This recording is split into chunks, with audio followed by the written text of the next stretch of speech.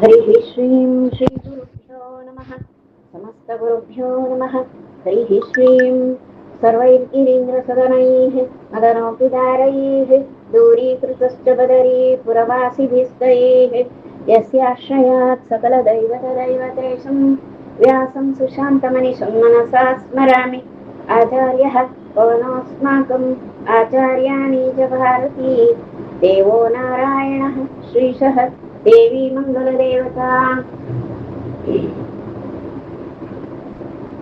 गुरुवादिध्वान्तरवये वैष्णवेन्दि वरेण्डवे श्रीराघवेन्द्र गुरवे नमोऽत्यन्तदयालवे विश्वोत्तमं हरिं श्रीशं विश्वजीवोत्तमानिलं विश्वोत्तमगुणाकारं विश्वोत्तमयतिं श्रये अशेषवेदान्तकृतान्तसारं व्याख्याविहारान् हरिभक्तिसिन्धून् त्रिविक्रमार्यान् परमान् गुरून् मे नारायणार्यांश्च गुरून् नमामि हरिः श्रीं श्रीगुरुभ्यो नमः समस्तगुरुभ्यो नमः हरिः श्रीं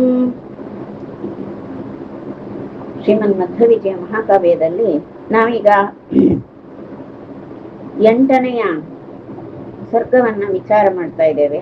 ಇದರಲ್ಲಿ ಪರಮಾತ್ಮನ ನಾರಾಯಣ ಮಹರ್ಷಿ ರೂಪವನ್ನ ನೋಡಿ, ಇದೇ ಪರಮಾತ್ಮ ಈ ಮಹರ್ಷಿ ರೂಪದಲ್ಲಿರುವಂತಹ ನಾರಾಯಣನೇ ಬಹುರೂಪಗಳನ್ನ ತಾಳಿದವ ಅಂತ ಆಚಾರ್ಯರು ಆ ಹರಿಯ ಬೇರೆ ರೂಪಗಳನ್ನೆಲ್ಲ ಇಲ್ಲಿ ಸ್ಮರಿಸಿಕೊಳ್ತಾ ಇದ್ದಾರೆ. ಇದರಲ್ಲಿ ಹೀಗೆ ಹೇಳುವಾಗ ರಾಮಾವತಾರ ಹಾಗೂ ಕೃಷ್ಣಾವತಾರ ಇವೆರಡೂ ಅವತಾರಗಳ ಜೊತೆ ಮಾಡಿ ಒಂದೇ ಶ್ಲೋಕದಲ್ಲಿ ಎರಡು ಕಥೆಗಳು ಅಂದರೆ ರಾಮಕಥೆ ಕೃಷ್ಣ ಕಥೆ ಎರಡೂ ಕೂಡ ಜೊತೆಯಾಗಿ ಬರುವ ಹಾಗೆ ಇಲ್ಲಿ ನಾರಾಯಣ ಪಂಡಿತಾಚಾರ್ಯರ ರಚನೆ ಇರುವಂಥದ್ದು. ಹರಿತಾಮಧೀಶ ನರದೇವ ಮಂಡಲಂ ದಶಕಂ ವಿಜಿತ್ಯ ಪರಭೀಷಣಂ ಸ್ಫುರಿತಾಮಿಹ ಪ್ರಿಯತಮಾಂ ನಿಜಶ್ರಿಯಂ ಭಗವಾನುಪೈಕ್ಷತ ಹರಂತಮಪ್ರಿಯಂ ಎನ್ನುವಂತಹ ಶ್ಲೋಕ. ಈ ಶ್ಲೋಕದಲ್ಲಿ ಏನ್ ಹೇಳ್ತಾರೆ ಅಂದ್ರೆ, ಪರಮಾತ್ಮ ದಿಕ್ಕುಗಳಲ್ಲಿ ಇರುವಂತಹ ಅನೇಕ ರಾಜರು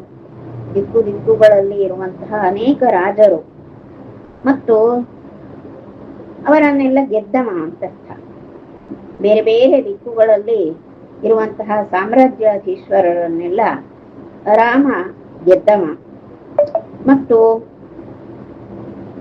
ದೇವತೆಗಳನ್ನ ಗೆದ್ದು ದೇವತೆಗಳಿಗೆ ಕಂಟಕನಾಗಿದ್ದಂತಹ ಅನೇಕ ದುಷ್ಟ ರಾಕ್ಷಸರನ್ನು ಕೂಡ ರಾಮ ನಿಗ್ರಹ ಮಾಡಿದ್ದಾನೆ. ಮುಖ್ಯವಾಗಿ ಆ ದಿನಗಳಲ್ಲಿ ರಾವಣ ಎನ್ನುವಂತಹ 10 ತಲೆಯ ಒಬ್ಬ ಅಸುರ, ಅವ ದೇವತೆಗಳಿಗೆಲ್ಲ ಭಯವನ್ನುಂಟು ಮಾಡುವ ಹಾಗಿದ್ದ ಅವ. ಈ ವನವಾಸದ ಕಾಲದಲ್ಲಿ ರಾಮ ಸೀತಾ ಲಕ್ಷ್ಮಣರು ಪರ್ಣಶಾಲೆಯನ್ನು ಕಟ್ಟಿಕೊಂಡು ಒಂದು ಆಶ್ರಮದಲ್ಲಿ ವಾಸ ಮಾಡ್ತಾ ಇದ್ದವರು. ಅಲ್ಲಿ ಆ ಇಂದಿರಾವತಾರಳಾದಂತಹ ಸೀತಾದೇವಿಯು ಸಹ ಅಲ್ಲಿಯೇ ಆ ಆಶ್ರಮದಲ್ಲಿ ಆ ಸುತ್ತಲಿನ ಪರಿಸರಕ್ಕೆ ಒಂದು ಕಳೆಗಟ್ಟುವ ಹಾಗೆ ಬೆಳಗುತ್ತಾ ಇದ್ದವಳು. ಇಂತಹ ಸೀತೆಯನ್ನ ಅಪಹಾರ ಮಾಡಬೇಕು ಎನ್ನುವಂತಹ ದೃಷ್ಟಿಯಿಂದ ಆ 10 ಮುಖವುಳ್ಳಂತಹ ರಾವಣ ಬಂದ. ಹಾಗೆಯೇ ಅವನು ಆ ರಾವಣನಿಗೆ ಸೀತಾಪಹಾರ ಮಾಡುವಂತಹ ದುಷ್ಟ ಸಂಕಲ್ಪ ಇದೆ. ಆದರೆ ಸೀತೆಯ ಪತಿ ಯಾರು? ಸರ್ವೋತ್ತಮನಾದ ರಾಮ. ಈ ಪ್ರಜ್ಞೆಯೇ ಇರಲಿಲ್ಲ. ರಾಮ ಅಂದ್ರೆ ಒಬ್ಬ ಮನುಷ್ಯ ಅಂತ ಭಾವಿಸಿಕೊಂಡ. ಹೀಗೆ ಆಲೋಚನೆ ಮಾಡಿ ಅವ ಆ ರಾವಣ ತಾನು ಎಲ್ಲೆಲ್ಲಿಯೋ ಯಾರ್ಯಾರನ್ನೋ ಗೆದ್ದವನಲ್ವಾ, ಆ ಹಮ್ಮಿನಿಂದ ಸೀತಾಪಹಾರ ಮಾಡ್ಲಿಕ್ಕಾಗಿ ಅವನು ಬಂದವ. ಈ ರೀತಿ ಅವನ ಹಂಚಿಕೆ ಇತ್ತು. ಆದರೆ ಪರಮಾತ್ಮ ತನ್ನ ಶ್ರೀಯನ್ನು, ಶ್ರೀ ಅಂದ್ರೆ ಲಕ್ಷ್ಮಿ ಅಂತ, ತನ್ನ ಲಕ್ಷ್ಮಿಯಾಗಿರುವಂತಹ ಸೀತೆಯನ್ನು ಕದೀಲಿಕ್ಕೆ ಬರುವಂತಹ ರಾವಣನನ್ನ ಉಪೇಕ್ಷೆ ಮಾಡಿದ ಅಂತ ಇದು ಅಭಿಪ್ರಾಯ.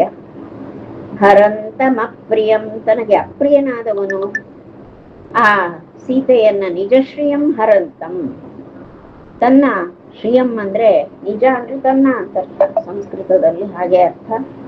ತನ್ನ ಶ್ರೀಯನ್ ಅಂದ್ರೆ ತನ್ನ ಲಕ್ಷ್ಮಿಯಾದಂತಹ ಆ ಸೀತೆಯನ್ನು ಹರಂತಂ ಅಪಹಾರ ಮಾಡಲಿಕ್ಕೆ ಬಂದಂತಹ ಅಪ್ರಿಯನಾದಂತಹ ಅವನನ್ನ, ಆ 10 ತಲೆಯ ರಾವಣನನ್ನ ಭಗವಾನ್ ಉಪೈಕ್ಷತ, ರಾಮ ಅಲಕ್ಷ್ಯ ಮಾಡಿದ, ಸಡ್ಡೆ ಮಾಡಿದ ಅಂತ ಅರ್ಥ.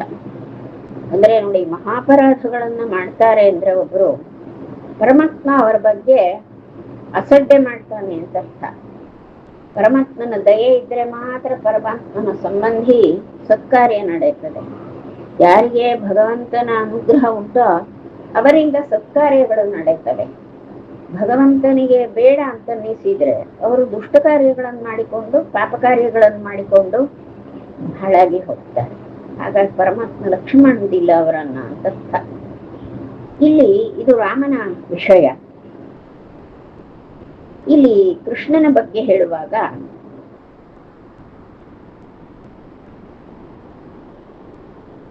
ಈ ಯಾವ ಕೃಷ್ಣ ಇವನು 10 ದಿಕ್ಕುಗಳನ್ನು ಗೆದ್ದಂತಹ ಅನೇಕ ಅರಸರಿಂದ ಒಡಗೂಡಿದಂಥವರು ಪಾಂಡವರು ಅಂತ ಹೇಳ್ತಾರೆ. ಪಾಂಡವರು ದಿಕ್ಕುಗಳನ್ನು ಗೆದ್ದವರು.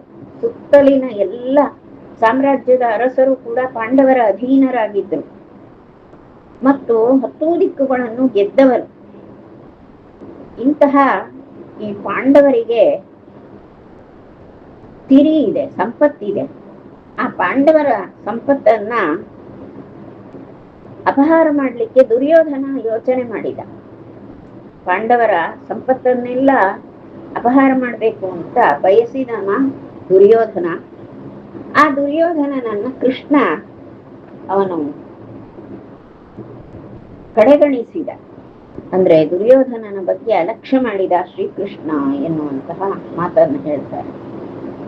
ಅಭಿನಂದಿತ ಪವನ ನಂದನಾದಿಭಿಃ ಸ ಕದಾಚಿದಿಂದ್ರ ಸುತವರ್ಧಕೋ ಗವಾ ನಿಜ ರಾಜ್ಯಮಾತ್ಮದಯಿತಾಯ ದತ್ತವನ್ ಹರಿಸೂನವೇ ಹತ ವಿಪಕ್ಷಮುತ್ತಮಂ. ಈ ಸೀತಾಪಹರಣದ ಒಂದು ಸಂಗತಿ ನಡೆದಿದೆ. ಸೀತಾಪಹರಣದ ಬಗ್ಗೆ ರಾಮಾಯಣ, ಮಧ್ವರಾಮಾಯಣದಲ್ಲಿ ಸ್ಪಷ್ಟ ಮಾಡಿ ಹೇಳ್ತಾರೆ. ಮಧ್ವರಾಮಾಯಣದಲ್ಲಿ ಆಚಾರ್ಯರು ಎಲ್ಲ ಪ್ರಮೇಯಗಳನ್ನ ತುಂಬಿಯೇ ಹೇಳುವಂಥದ್ದು. ಆ ರಾಮಾಯಣದ ವಿಷಯದಲ್ಲಿ ಅಲ್ಲಿ ಸ್ವಲ್ಪ ಕಥಾಭಾಗವನ್ನು ಹೇಳ್ತಾರೆ, ಇಲ್ಲ ಅಂತ ಆಚಾರ್ಯರು. ಯಾವ ಕಥಾಭಾಗ ಹೇಳಿದ್ರು ಕೂಡ ಅಲ್ಲಿ ನಮಗೆ ಮುಖ್ಯವಾಗಿ ನಾವು ತಿಳಿಯಬೇಕಾದ ಪ್ರಮೇಯ ಭಾಗವನ್ನ ತಿಳಿಸ್ತಾರೆ. ಇಂತಹ ವಿಷಯವನ್ನ ಹೇಳುವಾಗ ಈ ಸೀತಾಪಹರಣ ಮಾಡಬೇಕು ಅಂತ ಬಂದವ ರಾವಣ. ಆ ರಾವಣನ ಕೈಗೆ ಅಪ್ರಾಕೃತಳಾದಂತಹ ಆ ಮಹಾಲಕ್ಷ್ಮಿ ಅವತಾರ ರೂಪಳಾದ ಸೀತೆ ಅವನ ಕೈಗೆ ಸಿಗುವುದಿಲ್ಲ. ಯಾಕೆ? ಸೀತಾಪಹಾರ ಆಯ್ತಲ್ಲ ಅಂತ ನಾವು ಭಾವಿಸ್ತೇವೆ. ಹಾಗಲ್ಲ, ಆ ಇಂದಿರಾವತಾರಳಾದಂತಹ ಸೀತೆ ತನ್ನಂಥದೇ ಒಂದು ಪ್ರತಿಮೆಯನ್ನು ರಚನೆ ಮಾಡಿದ್ಲು. ತನ್ನ ಹಾಗೆ ಇರುವಂತಹ ಒಂದು ಪ್ರತಿಮೆಯನ್ನ ನಿರ್ಮಾಣ ಮಾಡಿ, ಇನ್ನೇನು ರಾವಣ ಬರುವ ಸಮಯ, ಆ ಸಮಯದಲ್ಲಿ ಕ್ಷಣ ಮಾತ್ರದಲ್ಲಿ ದೇವಿ ತನ್ನಂಥದೇ ಒಂದು ಪ್ರತಿಮೆಯನ್ನ ನಿರ್ಮಾಣ ಮಾಡಿ ಅದಕ್ಕೆಲ್ಲ ಆಭರಣ, ವಸ್ತ್ರ ಹೀಗೆಲ್ಲ ಉಡಿಸಿ ತೊಡಿಸಿ ಎಲ್ಲ ಮಾಡಿ ಅಲ್ಲಿ ವ್ಯವಹಾರ ಮಾಡ್ಬೇಕಲ್ಲ. ಕೇವಲ ಪ್ರತಿಮೆ ಇದ್ರೆ ಅದೊಂದು ಗೊಂಬೆ ಆಗಿರ್ತದೆ, ಅದೇನು ಕೆಲಸ ಮಾಡುವುದಿಲ್ಲ. ಹಾಗಾಗಿ ಅಲ್ಲಿ ಯಾರಾದ್ರೂ ಮಾತಾಡುವುದು, ಓಡಾಡುವುದು, ಅದಕ್ಕೊಂದು ವ್ಯವಹಾರ ಮಾಡ್ಲಿಕ್ಕೆ ಬೇಕು, ಒಂದು ಚೇತನ ಬೇಕು. ಆ ಚೇತನ ಯಾರು ಅಂದ್ರೆ ದೇವೇಂದ್ರನೇ ಆ ಪ್ರತಿಮೆಯಲ್ಲಿ ವ್ಯವಹಾರಕ್ಕೋಸ್ಕರವಾಗಿ ಹೊಕ್ಕದ್ದು. ಕಡೆಗೆ ಈ ಇಂದಿರಾವತಾರಳಾದ ಸೀತೆ ಏನಿದ್ಲು, ಅವಳು ಸೀದಾ ಕೈಲಾಸಕ್ಕೆ ಹೋದ್ಲು. ಕೈಲಾಸದಲ್ಲಿ ಸದಾ ಕಾಲ ಶಿವಪಾರ್ವತಿಯರು ಯಾವಾಗಲೂ ರಾಮನಾಮದ ಮಹಿಮೆಯನ್ನೇ ವಿಚಾರ ಮಾಡುವವರು. ಯಾರು ರಾಮನ ಇಷ್ಟು ಮಹಿಮೆ ಹೇಳ್ತಾರೋ ಆ ಸನ್ನಿಧಿಗೆ ಸೀತೆ ಹೋಗುವುದು ಬಹಳ ಸಹಜ. ಮತ್ತು ಯಾವಾಗ ಸೀತಾಗಮನವಾಯಿತೋ ಕೈಲಾಸದಲ್ಲಿ ಎಲ್ಲರಿಗೂ ಹಬ್ಬ. ಹಾಗಾಗಿ ಆ ಸೀತೆಯನ್ನ ಬಹಳ ಭಕ್ತಿಯಿಂದ ಆ ಗೌರಿ ಮತ್ತು ಶಿವ ಅವರಿಬ್ಬರು ಸ್ವಾಗತ ಮಾಡಿ ಪೂಜಿಸ್ತಾ ಇದ್ದು. ನಿತ್ಯವೂ ಕೂಡ ಸೀತೆಯ ಪೂಜೆಯನ್ನ ಕೈಲಾಸದಲ್ಲಿ ನಡೆಸ್ತಾ ಇದ್ರು. ಅಂತಹವರಿಗೆ ಅನುಗ್ರಹ ಮಾಡ್ಲಿಕ್ಕೆ, ಆ ಭಕ್ತರಿಗೆ ಅನುಗ್ರಹ ಮಾಡ್ಲಿಕ್ಕೆ ಸೀತೆ ಅಲ್ಲಿ ಕೈಲಾಸಕ್ಕೆ ಹೋಗಿ ನೆಲೆಸಿದ್ರು. ಇಲ್ಲಿ ಭೂಮಿಯಲ್ಲಿ ಇರುವುದು ಪ್ರತಿಮೆ ಅಷ್ಟೇ. ಸೀತೆಯ ಹಾಗೆ ಉಂಟು ನೋಡ್ಲಿಕ್ಕೆ, ಯಾರು ಮೋಸ ಹೋಗ್ಬೇಕು ಹಾಗೆ ಉಂಟು. ಮತ್ತೆ ಅದೇ ಅವವೇ ಆಭರಣಗಳನ್ನು ತೊಟ್ಟಿದ್ದಾಳೆ. ರಾವಣ ಬಂದ ಅಪಹಾರ ಮಾಡಿಕೊಂಡು ಹೋಗ್ತಿದ್ದ ಅಷ್ಟೆ. ಇದಿಷ್ಟು ಮಧ್ವರಾಮಾಯಣದಲ್ಲಿ ಬರೋ ವಿಷಯ. ಯಾಕೆಂದ್ರೆ ಈ ಸಂದರ್ಭ ಬಂತಲ್ವಾ, ಇದು ಶ್ಲೋಕದ ಅರ್ಥ ಅಲ್ಲ, ಮಧ್ವ ವಿಜಯದ ಶ್ಲೋಕದ ಅರ್ಥ ಅಲ್ಲ. ಅದಕ್ಕೆ ಸಂಬಂಧ ಪಡೆದೇ ಇರೋ ವಿಷಯ ಯಾವುದಕ್ಕೆ ಶ್ಲೋಕದ ಅರ್ಥ ಹೇಳುವಾಗ ಸಂಬಂಧ ಇಲ್ಲದ್ದೇ ಹೌದು. ಆದ್ರೆ ಒಂದು ಈ ಸಂದರ್ಭದಲ್ಲಿ ತಿಳಿಯಬೇಕಾದ ಪ್ರಮೇಯವಾದ್ರಿಂದ ನಿಮ್ಮ ಮುಂದೆ ನಾನು ಸಮರ್ಪಣೆ ಮಾಡ್ತೇನೆ. ಯಾರನ್ನು ಕೂಡ ನಾನು ಯಾರೋ ಅಂತ ಭಾವಿಸುವುದಿಲ್ಲ. ಯಾರು ಬಂದ್ರು ಅವರಿಗೆ ಶ್ರದ್ಧೆಯಿಂದ ಶ್ರವಣ ಮಾಡುವವರು, ಅವರೆಲ್ಲ ನಮಗೆ ಗುರುಗಳು. ಹಾಗಾಗಿ ಗುರುಗಳಿಗೆ ಸಮರ್ಪಣೆ ಮಾಡೋದು. ಹೀಗೆ ಈಗ ಸೀತಾಪಹಾರ ಆಗಿ ಹೋಯ್ತು ಅಂತ ಒಂದು ಗುಲ್ಲು. ರಾಮಲಕ್ಷ್ಮಣರು ಸೀತೆಯನ್ನ ಹುಡುಕಿಕೊಂಡು ಓಡಾಡುವಾಗ ಹನುಮಂತನ ಭೇಟಿ ಆಗ್ತದೆ. ಹನುಮಂತ ಇವರಿಬ್ಬರನ್ನು ಕೊಂಡು ಬಹಳ ಸಮ್ಮಾನ ಮಾಡ್ತಾನೆ, ಸ್ತೋತ್ರ ಮಾಡ್ತಾನೆ, ರಾಮನನ್ನು ಸ್ತೋತ್ರ ಮಾಡ್ತಾನೆ. ತನ್ನ ಸ್ವಾಮಿ ಇವ ಅಂತ ರಾಮನಲ್ಲಿ ಹನುಮಂತ ಶರಣಾಗ್ತಾನೆ. ಮತ್ತೆ ಭೇಟಿ ಮಾಡಿಸ್ತಾನೆ.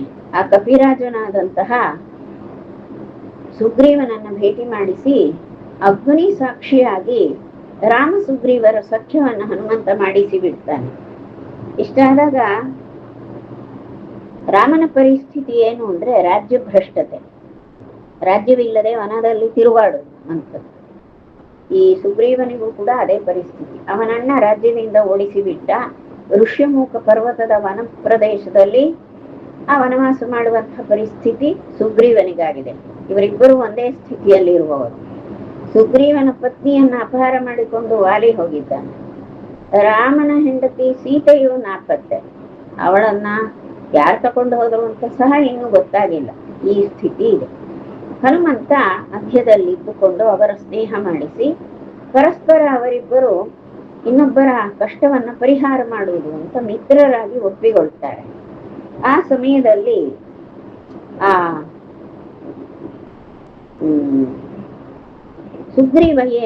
ಸುಗ್ರೀವ ಯಾರು ಅಂದ್ರೆ ಅವ ಸೂರ್ಯನ ಮಗ, ಸೂರ್ಯಾಂಶನೇ ಅಂತ ಹೇಳ್ತಾರೆ. ಸೂರ್ಯಾಂಶ ಅಂದ್ರೆ ಸೂರ್ಯನಿಂದ ಹುಟ್ಟಿದವ. ಹೀಗಾಗಿ ಸುಗ್ರೀವನಿಗೆ ಸೂರ್ಯಾಂಶನೇ, ಸೂರ್ಯನೇ ತನ್ನ ಮಗನಾದ ಒಂದು ರೂಪದಿಂದ ಸುಗ್ರೀವ ಅಂತ ಅವತರಿಸಿರುವುದು. ಇಂದ್ರನ ಸುತನಾಗಿ ವಾಲಿ, ಆ ಇಂದ್ರ ಸುತ ಅಂತ ಹೇಳ್ತಾರೆ, ಇಂದ್ರಾಂಶನೇ ಆಗಿದ್ದ. ಇಂದ್ರನೇ ರೂಪ ತಾಳಿ ಭೂಮಿಯಲ್ಲಿ ವಾಲಿಯಾಗಿ ಅವತರಿಸಿದ್ದು. ಈಗ ಏನಾಗಿದೆ, ಇಬ್ರು ಕೂಡ ದೇವತೆಗಳೇ ಅಲ್ವೇ, ಹಾಗಾಗಿ ರಾಮನಿಗೆ ಇಬ್ರು ಪ್ರಿಯರೇ ಅಲ್ವೇ ಅಂತ ಪ್ರಶ್ನೆ. ಹೌದು, ಪ್ರಿಯರು. ಎಷ್ಟು ಪ್ರಿಯರಾದ್ರೂ, ಎಂಥ ದೇವತೆ ಆದ್ರೂ ಕೂಡ ಯಾರು ಹನುಮಂತನನ್ನ ಆಶ್ರಯಿಸ್ತಾರೋ ಅವರನ್ನ ರಾಮ ಸ್ವೀಕಾರ ಮಾಡ್ತಾರೆ. ಇಲ್ಲಿ ಸುಗ್ರೀವ ಹನುಮಂತನ ಪ್ರೀತಿಯನ್ನ ಗಳಿಸಿದಾನೆ. ಹನುಮಂತ ಶಿಫಾರಸ್ ಮಾಡಿ, ನಮ್ಮ ರಾಜ ಇವ ಕಪಿರಾಜ, ನಾನು ಇವನ ಮಂತ್ರಿ, ಹಾಗಾಗಿ ಇವನ ಗೆಳೆತನ ನೀನು ಮಾಡಿಸ್ತೇನೆ ಅಂತ ರಾಮನಿಗೆ ಗೆಳೆತನ ಮಾಡಿದ್ನು. ಹನುಮಂತ ಯಾವಾಗ ಸ್ವೀಕಾರ ಮಾಡಿದ್ನು, ಆದ್ದರಿಂದ ಸುಗ್ರೀವನನ್ನು ರಾಮ ಸ್ವೀಕಾರ ಮಾಡಿದ. ವಾಲಿ ಹನುಮಂತನನ್ನ ಅಷ್ಟು ಲಕ್ಷ್ಯ ಮಾಡ್ಲಿಲ್ಲ. ಹಾಗಾಗಿ ವಾಲಿಗೆ ಹನುಮಂತನ ಬಲ ಇಲ್ಲದೆ ಇರೋದ್ರಿಂದ ವಾಲಿಗೇನಾಯ್ತು, ಮರಣವೇ ಆಯ್ತು. ಪ್ರಾಣ ಬಲ ಇದ್ರೆ ಉಳಿತಾರಲ್ವಾ, ಪ್ರಾಣದ ಬಲ ಇರ್ಬೇಕು, ಆಗ ಬದುಕ್ತೇವೆ. ಪ್ರಾಣ ಬಲ ಇಲ್ಲದೆ ಇದ್ರೆ ಇವನು ಮುಖ್ಯ ಪ್ರಾಣಾವತಾರನೇ ನಮ್ಮ ಹನುಮಂತ. ಅವನ ಬಲ ಇದ್ರೆ ಆಯುಷ್ಯ ಇರ್ತದೆ, ಅವನ ಬಲ ಇಲ್ಲ ವಾಲಿಗೆ. ಹಾಗಾಗಿ ವಾಲಿ ಅಲ್ಲಿ ದೇಹತ್ಯಾಗ ಮಾಡ್ಲೇಬೇಕಾಯ್ತು. ಹಾಗಾಗಿ ವಾಲಿಯ ವಧೆಯಾಗಿ ಹೋಯ್ತು. ಮತ್ತೆ ಸುಗ್ರೀವನಿಗೆ ಸುಗ್ರೀವನಿಗೆ ಕಪಿರಾಜ್ಯದ ಪಟ್ಟಾಭಿಷೇಕವೂ ಆಗಿ ಹೋಯಿತು. ಇಷ್ಟು ವಿಷಯ ರಾಮ ಇದನ್ನ ನಡೆಸಿದ ಅಂತ ಒಂದು ಆ ರಾಮಾವತಾರದ ವಿಷಯವನ್ನ ಹೇಳ್ತಾರೆ. ನಂತರದಲ್ಲಿ ಕೃಷ್ಣ ಅದೇ ಶ್ಲೋಕದಿಂದಲೇ ಕೃಷ್ಣಾವತಾರವನ್ನು ಹೇಳುತ್ತೆ. ಕೃಷ್ಣನಲ್ಲಿ ಏನಾಗಿದೆ ಅಂದ್ರೆ ಪವನ ತನಯ ಅನ್ನೋ ಪದವನ್ನು ಬಳಸ್ತಾರೆ. ಇಲ್ಲೇನ್ ಹೇಳಿದ್ರು, ಅಭಿನಂದಿತ ಪವನ ನಂದನಾದಿಭಿ. ಪವನ ನಂದನಾದಿಭಿ ಅಂದ್ರೆ ಪವನ ನಂದನನೇ ಮೊದಲಾದ ಪವನ ಅಂದ್ರೆ ವಾಯುದೇವರು ಮುಖ್ಯ ಪ್ರಾಣ. ಆ ಮುಖ್ಯ ಪ್ರಾಣನ ಮಗ ಯಾರು? ಹನುಮಂತ. ಮುಖ್ಯ ಪ್ರಾಣನ ಮಗ ಯಾರು? ಭೀಮ. ಕೃಷ್ಣಾವತಾರದಲ್ಲಿ ಭೀಮನಿಗೆ ಅನ್ವಯ ಪವನನಂದನ. ಹೀಗೆ ಆ ಪವನನ ಮಗನಾದಂತಹ ಭೀಮ ಏನಿದ್ದಾನೆ, ಆ ಭೀಮನ ಪ್ರೀತಿ ಕೃಷ್ಣನಿಗಿದೆ. ಕೃಷ್ಣ ಬಹಳ ಆ ಭೀಮ ಮೊದಲಾದಂತಹ ಎಲ್ಲ ಪಾಂಡವರಿಂದ ತುಂಬಾ ಸ್ತೋತ್ರ ಮಾಡಿಸಿಕೊಳ್ಳಲ್ಪಡುವವ. ಹಾಗಾಗಿ ಅವನೇನ್ ಮಾಡ್ತಾನೆ, ಈಗ ತನಗೆ ಪ್ರಿಯನಾಗಿರುವಂತಹ ಆ ಸೂರ್ಯನ ಮಗನಾದ ಯುಧಿಷ್ಠಿರನಿಗೆ ಸಹಾಯನಾಗ್ತಾನೆ. ಸೂರ್ಯನ ಮಗ ಯಾರು? ಇಲ್ಲಿದ್ದಕ್ಕಿದ್ದ ಸೂರ್ಯನ ಮಗ ಎಲ್ಲಿ ಬಂದ ಅಂದ್ರೆ, ಸೂರ್ಯನ ಮಗ ಅಂದ್ರೆ ಅಲ್ಲಿ ವಾಲಿಗನ್ಮಯ ಆಯ್ತು. ಇಲ್ಲಿ ಸೂರ್ಯನ ಮಗ ಅಂದ್ರೆ ಸೂರ್ಯನ ಮಗ ಯಮ.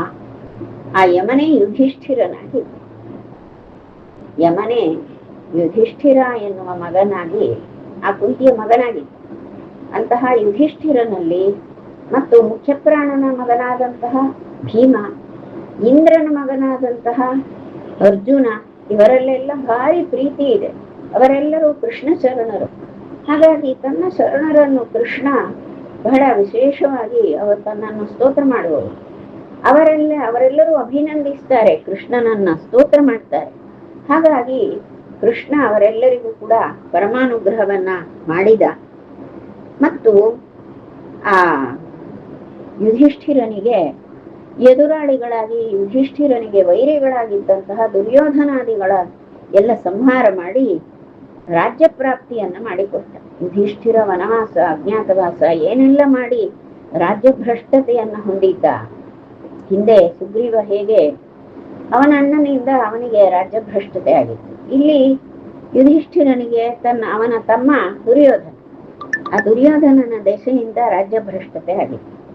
ಈಗ ಕೃಷ್ಣ ವೈರಿಯಾಗಿದ್ದಂತಹ ದುರ್ಯೋಧನಾದಿಗಳನ್ನೆಲ್ಲ ಸಂಹಾರ ಮಾಡಿಸಿ, ಈಗ ಆ ಕುರುವಂಶದ ರಾಜ್ಯ ಆ ಕುರುರಾಜ್ಯವನ್ನು ಯುಧಿಷ್ಠಿರನಿಗೆ ಸಂಪಾದನೆ ಮಾಡಿಸಿಕೊಟ್ಟ ಅಂತ. ಹೀಗೆ ಇಷ್ಟು ಕೃಷ್ಣಾವತಾರದ ವಿಷಯವನ್ನ ಇಲ್ಲಿ ನಮಗೆ ತಿಳಿಸ್ತಾರೆ. ಮುದಮಾಪ್ಯ ತತ್ರ ದಯಿತೋರು ವಾರ್ತಯ ಮಧುಹ ಮರುತ್ಸುತ ಮುಖ ಪ್ರವೃತ್ತಯ ಹೈತಿಗ್ಮ ಚಕ್ರ ಲಸಿತೋಬ್ಧಿ ಮಧ್ಯಗಂ ಪ್ರಯಯೌ ಸ ಪುಣ್ಯ ಜನ ಸೇವಿತಂ ಪುರಂ. ಹನುಮಂತನ ಬಗ್ಗೆ ಹನುಮಂತ ಸಾಕಷ್ಟು ಕೆಲಸ ಮಾಡಿದ, ರಾಮಸೇವಾ ಕಾರ್ಯ ಮಾಡಿದ. ಅದರಲ್ಲಿ ಏನಾಯ್ತು, ಹನುಮಂತ ಸಮುದ್ರವನ್ನ ದಾಟಿ ಅಲ್ಲಿ ಇದ್ದಂತಹ ರಾಕ್ಷಸರ ಬೀಡಾಗಿದ್ದಂತಹ ಲಂಕೆ, ರಾಕ್ಷಸರ ಬೀಡಾದಂತಹ ಲಂಕೆಗೆ ಹನುಮಂತ ಹೋದ. ಅಲ್ಲಿ ಹೋಗಿ ಏನೆಲ್ಲ ಅಲ್ಲಿ ಸೀತೆಯನ್ನ ಭೇಟಿ ಮಾಡಿ ಸೀತಾವಾರ್ತೆಯನ್ನ ರಾಮನಿಗೆ ತಂದು ಹೇಳಿದ. ಆ ನಂತರದಲ್ಲಿ ಇದೆಲ್ಲ ನಡೆದದ್ದಾಗಿತ್ತು. ಸಮುದ್ರದ ಮಧ್ಯದಲ್ಲಿರುವಂತಹ ದ್ವೀಪ ಯಾವುದದು? ಲಂಕಾ. ಅತ್ಯಂತ ಸುಂದರವಾದದ್ದು. ಆದರೆ ಅಲ್ಲಿ ತುಂಬಿರುವವರೆಲ್ಲ ರಕ್ಕಸರೆ. ಹಾಗಾಗಿ ಆ ಹನುಮಂತ ಏನು ಸೀತಾ ವಾರ್ತೆಯನ್ನ ಹೇಳಿದ್ನೋ, ಆ ನಂತರದಲ್ಲಿ ಅಲ್ಲಿ ಹೋಗ್ಬೇಕಾದ ಹಾದಿ ಎಲ್ಲವೂ ಕೂಡ ಹನುಮಂತನಿಗೆ ಗೊತ್ತಿದೆ. ಲಂಕಾ ಸಂಬಂಧಿಯಾದ ಸರ್ವ ಮಾಹಿತಿಯನ್ನು ಹೊಂದಿದವ ಯಾರು? ಹನುಮಂತ. ಹಾಗಾಗಿ ಹನುಮಂತನ ಮಾರ್ಗದರ್ಶನದಲ್ಲಿ ಕಪಿವೀರರೆಲ್ಲರೂ ಕೂಡ ಆ ಲಂಕೆಗೆ ಹೋಗ್ಬೇಕಾಗಿದೆ. ಅದರ ಮಧ್ಯೆ ವಿಶಾಲವಾದ ಸಮುದ್ರ ಇದೆ. ಆಗ ಸಮುದ್ರಕ್ಕೆ ಸೇತುಬಂಧವನ್ನ ಮಾಡಿದ ರಾಮ. ಸೇತುಬಂಧವನ್ನ ಮಾಡಿ ಎಲ್ಲರೂ ಕೂಡ ಕಪಿ ಸೇನೆಯನ್ನು ಕಟ್ಟಿಕೊಂಡು, ಆ ವೀರರಾದಂತಹ ಕಪಿಗಳನ್ನು ಕಟ್ಟಿಕೊಂಡು ರಾಮ ಲಕ್ಷ್ಮಣರಿಬ್ಬರು ಕೂಡ ಲಂಕೆಗೆ ಹೋಗಿ ಸೇರ್ತಾರೆ. ಹೀಗೆ ಪ್ರಯಯೌ ಪುಣ್ಯಜನ ಪ್ರಯಯೌ ಸ ಪುಣ್ಯಜನ ಸೇವಿತಂ ಪುರಂ ಅಂತ ಹೇಳ್ತಾರೆ. ಆ ಪುಣ್ಯಜನರು ವಾಸ ಮಾಡ್ತಾ ಇರುವಂತಹ ಆ ಲಂಕಾಪುರವನ್ನ ಇವರೆಲ್ಲರೂ ಹೋಗಿ ಸೇರಿದ್ರು ಅಂತ. ಪುಣ್ಯಜನ ಅಂತ ಹೇಳ್ತಾರಪ್ಪ ಇಲ್ಲಿ ಅನ್ಸ್ತದೆ. ಪುಣ್ಯಜನ ಅಂದ್ರೆ ರಾಕ್ಷಸರು ಅಂತ ಸಂಸ್ಕೃತದಲ್ಲಿ ಪುಣ್ಯಜನ ಅಂತ ಹೇಳ್ತಾರೆ. ಪುಣ್ಯಜನ ಅಂದ್ರೆ ಏನೋ ಪುಣ್ಯ ಮಾಡಿದ ಜನ, ಅಧಿಕ ಮಾಸದಲ್ಲಿ ಬಹಳ ಪುಣ್ಯ ಗಳಿಸಿದವರು ಅಂತ ಅರ್ಥ ಅಲ್ಲ. ಪುಣ್ಯಜನ ಅಂದ್ರೆ ರಕ್ಕಸರು ಅಂತ ಸಂಸ್ಕೃತದಲ್ಲಿ ಹಾಗೆ ಇರುತ್ತೆ. ಈಗ ಕೃಷ್ಣನ ಬಗ್ಗೆ ಹೇಳುವಾಗ ಇಲ್ಲಿ ಏನ್ ಹೇಳುದು, ಭೀಮ ಮೊದಲಾದಂಥವರೆಲ್ಲರೂ ಕೂಡ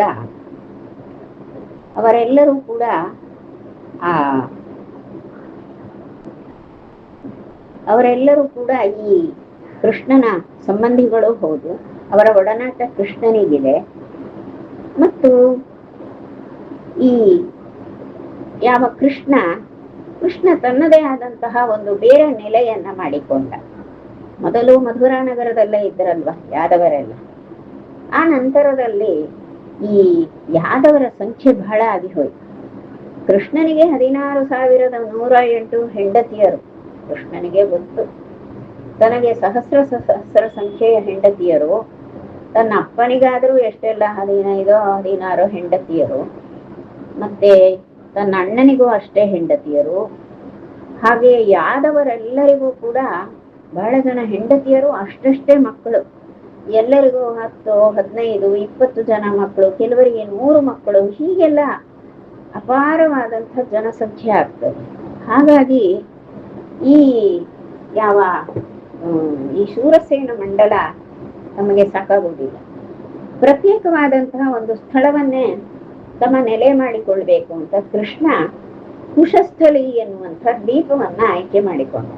ಕುಶಸ್ಥಳಿ ಅಂತ ಹಿಂದೆ ಅಲ್ಲಿ ರಾಜಮಹಾರಾಜರೆಲ್ಲ ಪವಿತ್ರ ಭೂಮಿಯಲ್ಲಿ ಅಲ್ಲಿ ಕುಶೇಶ್ವರ ಅಂತ ದೇವಸ್ಥಾನ, ಕುಶೇಶ್ವರ ದೇವರು, ಕುಶೇಶ್ವರ ಅನ್ನುವ ಶಿವ ಸನ್ನಿಧಿ. ಆ ಕುಶಸ್ಥಳಿ ಎನ್ನುವ ದ್ವೀಪ, ಆ ದ್ವೀಪ ವಿಶಾಲವಾದಂತಹ ದ್ವೀಪ. ಅದು ಒಂದ್ ರೀತಿ ಫ್ಲೆಕ್ಸಿಬಲ್ ದ್ವೀಪ ಅನ್ಬಹುದು. ಎಷ್ಟು ಜನ ವಾಸ ಮಾಡಿದ್ರು ಹಿಡಿತದಪ್ಪ, ತುಂಬಿ ಮತ್ತೆ ಜಾಗವೇ ಇಲ್ಲ ಅಂತ ಆಗುದಿಲ್ಲ. ಆ ರೀತಿ ಇರುವಂತಹ ಮಹಾದ್ವೀಪ. ಅಂತಹ ಮಹಾದ್ವೀಪದಲ್ಲಿ ವಿಶ್ವಕರ್ಮನಿಗೆ ಹೇಳಿಸಿ ಅಪ್ಪಣೆ ಕೊಟ್ಟು ವಿಶ್ವಕರ್ಮನಿಂದ ವಿಶೇಷವಾದಂತಹ ಮಹಾನಗರ ನಿರ್ಮಾಣವನ್ನ ಕೃಷ್ಣ ಮಾಡಿಸಿದ. ಅದು ಸಂಪತ್ಪೂರ್ಣವಾದದ್ದು. ನಮ್ಮ ವಾದಿರಾಜ ಗುರುಗಳು ಹೇಳ್ತಾರೆ, ದ್ವಾರಾವತಿ ಸಕಲ ಭಾಗ್ಯವತಿ ಅಂತ ವರ್ಣಿಸ್ತಾರೆ ಅಲ್ವಾ. ಸಕಲ ಭಾಗ್ಯವತಿಯಾದದ್ದು ದ್ವಾರಾವತಿ ಅಂತ ವಾದಿರಾಜ ಗುರುಗಳು ಹೇಳ್ತಾರೆ. ಅವ್ರು ಯಾಕೆ ಹೇಳ್ತಾರೆ, ಏನಾದ್ರು ಹೊಗಳಿಕೆ ಹೇಳ್ತಾರ, ವರ್ಣಿಸ್ತಾರ ಅಂದ್ರೆ ಅದು ವರ್ಣನೆಗೋ ಹೊಗಳಿಕೆಗಲ್ಲ, ವಸ್ತುಸ್ಥಿತಿ. ಅಷ್ಟು ಅಪರಿಮಿತವಾದಂತಹ ಐಶ್ವರ್ಯಪೂರ್ಣವಾದಂಥದ್ದು ದ್ವಾರಾವತಿ. ಅದೊಂದು ದ್ವೀಪ ಪ್ರದೇಶ. ಅಲ್ಲಿ ಕೃಷ್ಣ ಎಲ್ಲ ಯಾದವರೊಟ್ಟಿಗೆ ನೆಲೆಯಾದ ಎನ್ನುವಂಥದ್ದು. ಅಲ್ಲಿ ಈ ಪವನನ ತನಯ ಅಂದ್ರೆ ಮುಖ್ಯಪ್ರಾಣನ ಮಗನಾದಂತಹ ಭೀಮ ಮೊದಲಾದಂತಹ ಪಾಂಡವರು ಆ ದ್ವಾರಾವತಿಯನ್ನು ನೋಡಿ ಬಹಳ ಆನಂದಿಸಿದರು. ಆ ದ್ವಾರಾವತಿಯಲ್ಲಿ ಯಾದವರ ನೆಲೆ ಏನಾಯಿತೋ ಅವರಿಗೆ ಅವರೆಲ್ಲರ ಅಳಿಯನಾದವನು ಅರ್ಜುನ. ಆ ಅರ್ಜುನನು ನೋಡಿ ಬಹಳ ಆನಂದಿಸಿದ. ತನ್ನ ಮಾವನ ಮನೆ ಅಂದ್ರೆ ಏನದು ಮಹಾವೈಭವದ್ದು ಅಂತ. ಎಲ್ಲರೂ ಕೂಡ ಆ ಸ್ಥಳವನ್ನು ಪಾಂಡವರೆಲ್ಲ ನೋಡಿ ಆನಂದಿಸಿದ್ರಂತೆ. ಈ ರೀತಿಯ ಒಂದು ದ್ವಾರಾವತಿಯ ನಿರ್ಮಾಣ ಆಗಿ ಕೃಷ್ಣ ಅಲ್ಲಿ ನೆಲೆಗೊಂಡು ಇದ್ದಮ ಅಂತ ಕೃಷ್ಣ ಸಂಬಂಧಿಯಾದಂತಹ ಕಥಾ ವಿಶೇಷವನ್ನ ಇದೇ ಶ್ಲೋಕದಿಂದ ನಮಗೆ ಆಚಾರ್ಯರ ಸಾಕ್ಷಾತ್ ಶಿಷ್ಯರು ನಾರಾಯಣ ಪಂಡಿತಾಚಾರ್ಯರು ವರ್ಣಿಸಿ ಹೇಳ್ತಾರೆ. ಬ್ರಹ್ಮಾರ್ಪಣ ಮಸ್ತು.